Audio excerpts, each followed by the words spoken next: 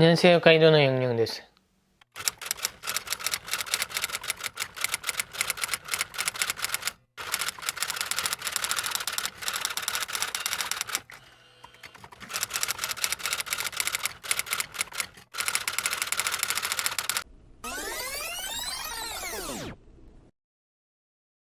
僕が今回ムン・サイナンの新年の記者会見をめぐって、確かに僕が前アップロードした動画の中でもう一度引用したいところがあって、皆さんにご紹介しようとしたが探せなくて、黄色のドルマークがたくさんついてた時に、いくつかのライブと黄色のドルマークがついてる動画を削除したので、削除しちゃったのかなと思いました。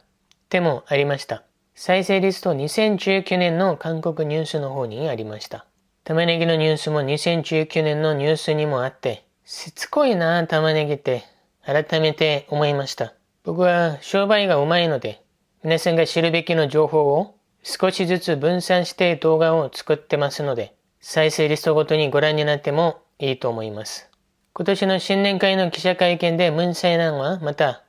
2つの大きいミスをしました。まずは徴用工問題に対して今までの態度とは正反対の態度を取りました。選挙のため反日を続けるより融和政策の方がいいと言われたでしょう。まるで自分は赤の他人で今回の賠償判決はそれちょっとおかしくない？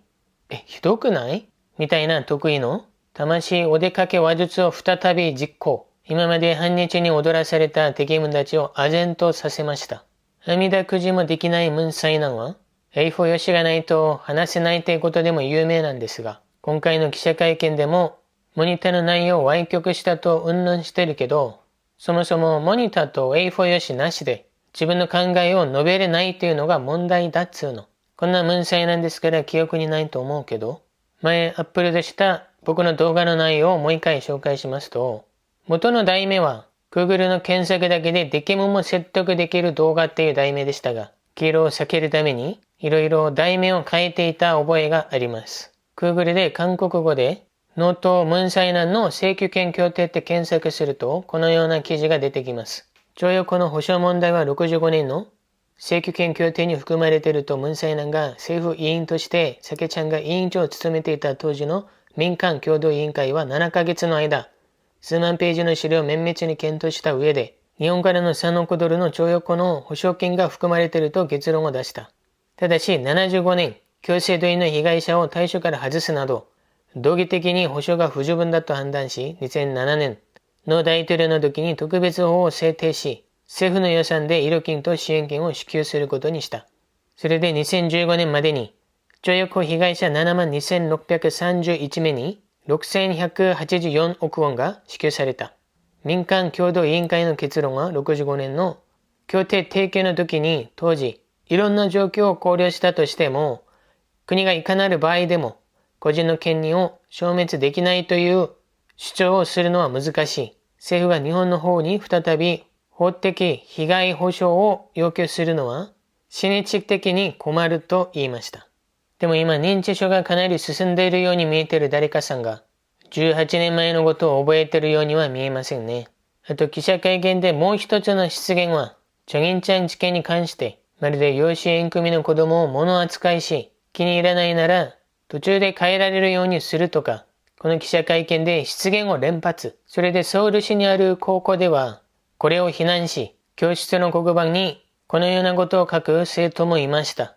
養子縁組の子を返品がのクーパンベイビーアメリカと軍事訓練の時は事前に来たの承諾。先生は生徒に反省文を書かせたそうです。不思議なことに国民は記者会見での失言しか覚えてないのに、本当のレームダックと言われている 35% を切っていたのに、偽りメーターであるリアルメーターでは 40% に回復。僕がこの動画をアップロードした後、さすがに次の週に40% に回復するのは自分たちもおかしいと思ったのか。2週間後に 40% に戻しました。他のギャラップの調査の結果だと、ムン・サイナンが就任してから最低支持率 37%。ギャラップの職員たちは夜道に気をつけた方がいいですね。ここもまた不思議なのは、政党支持率は共にマサグルトが 33% で、国民の力の方を 10% 上回っているということです。このギャラップの結果もわけがわからない。釜山の方でも国民の力の方が圧倒的に 10% ぐらい支持率を上回っていたが、いきなり 10% 逆転で、共に正グが釜山で高い支持率を得ている。野党の方で何か事件があったわけでもない。出現したわけでもない。本当にわけがわかりません。韓国では一般人でさえ補欠選挙が間近になると、また世論調査をマッサージして、またもう経貿易流して、選挙結果マッサージするんじゃないとみんなが言っていたが、本当に選挙が近づいてくると、治療剤を中心にマスコミの方から勢いよく、このままだとコロナ感染者をすぐ治せる治療剤が出るのではないかと思うくらいです。もちろん韓国のマスコミ限定でね、今回の補欠選挙は期日前投票はないものの、事前にこうやって共に正グが高い支持率を得てると、選挙結果が自分たちに有利に出ても国民が違和感を感じないように植え付けようとしている。それでサムソンのイ副会長が無能な政府の代わりにワクチンを手に入れ国民の英雄になるのも見てられない。なぜなら経貿易はムンサイナンが特許を持ってますから。昔から嫉妬深いのも伝統ですからね。文禄の駅日本に攻められ北の方に逃げていた朝鮮時代の14代目の王様孫女は息子である광해군を最初王世者にしたが、戦争が終わると活躍した功績を称えるどころか、やきもちで王世者を違う幼い聖者にしようとした。ムンサイナンにとっては、このような理由でも、イ副会長を早く拘置所にぶち込みたかったでしょう。ムンサイナンが反日と復活水素の問題を起こしても、イ副会長は日本の取引先や協力会社の方たちをゴルフ場に集め、助けを求めた。日本政府の圧力にもかかわらず、日本の民間会社はサムソンを選んだ。サムソン電子の社員たちと一緒に取り組んだら、一滴も残らないコロナで最適化されている注射器が1ヶ月で完成された。去年マスクが不足している時も、マスクを生産している中小企業に、またもどっかでマスクの原料を手に入れ、中小企業に供給。